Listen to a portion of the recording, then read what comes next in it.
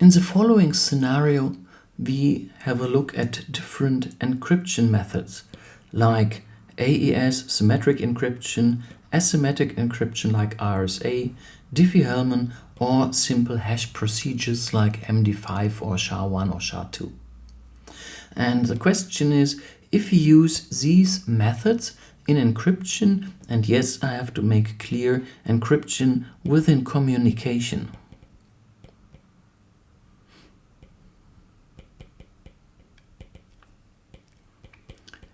Then what is about these data security goals, confidentiality, availability, integrity, accountability? So let's first have a look on symmetric encryption. Is confidentiality achieved? Yes, it is. If both parties, sender and receiver, have agreed on the one key, and the key has been handed out in a secure way and nobody else but sender and receiver know about this key, then the message is confidential, because only the sender and the receiver are able to read the message, to decrypt and read the message. Availability is never reached. Somebody could destroy this message on the way of communication. Integrity is achieved with the same argument as before. If the message is decryptable, then it's complete and unchanged.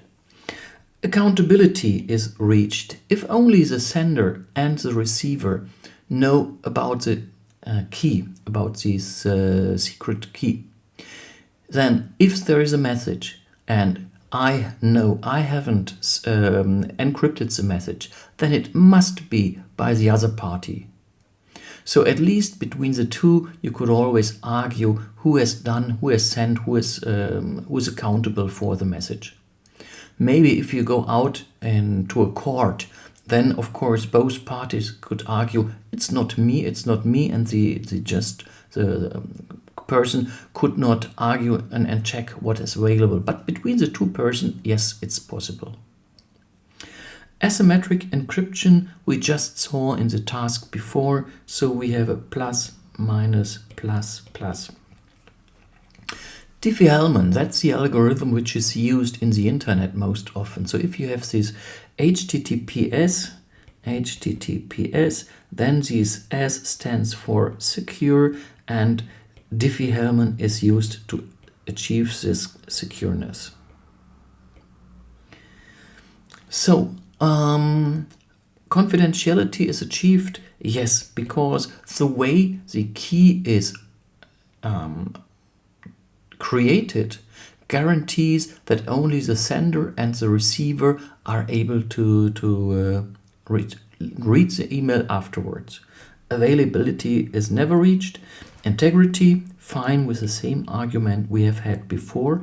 Accountability, no, it's not really reached, because you simply do not know at the very beginning with whom you organize this key creation process. Yeah, you do not know if somebody fakes his identity, her identity. So yes, you have a secure communication in the sense of confidentiality, but you're not sure with whom you're talking. Finally, we have these hash procedures, and these do not work in communication. Why? A hash is always a trapdoor function, a message encryption method which only encrypts, but there is no way back, so there is no decryption. Thus, it can only be used in quite special situations like password encryption, where you don't need the clear password anymore. So, if we talk about communication, somebody sends an email and somebody should read the email, then this encryption and decryption later on is not possible. So, no, it doesn't work. Maybe you could argue that confidentiality is reached. It depends a little bit on the way you define confidentiality.